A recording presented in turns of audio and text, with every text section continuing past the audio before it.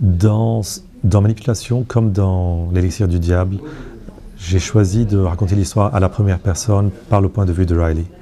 Et en fait, ça m'était arrivé, c'était en écrivant l'Élixir que j'avais commencé ce roman à la troisième personne, comme les précédents. Et j'avais écrit peut-être 80 pages, et je ne le sentais pas, je sentais que c'était quelque chose que j'avais vécu avant, que j'étais un peu en autopilot. Et il me semblait que quelque chose manquait. Et en fait, l'Élixir comme Manipulation, c'est des histoires très personnelles pour Riley.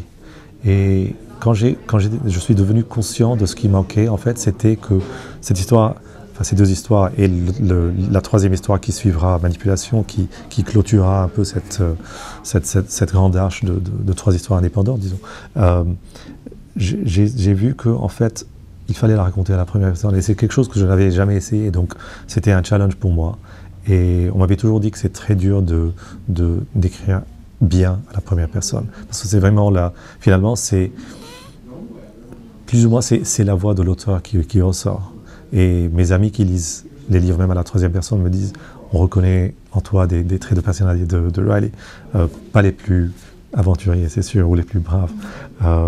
Mais donc là, quand j'ai commencé, c'est immédiatement, je me suis senti très bien. Je me suis dit, c'est ça, c'est ce que je cherchais. Et ça m'a complètement rafraîchi. J'ai tellement adoré faire ça avec l'Élixir. Et évidemment, maintenant, si je fais des romans de Riley et de Tess, ils seront à la première personne du point de vue de Riley. Dans Le Dernier Templier, c'était pour moi c'était des gens que je venais de rencontrer.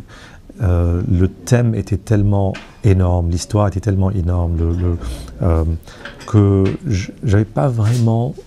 La priorité n'était pas vraiment de bien connaître ces personnages. Ils étaient plutôt au service de l'histoire.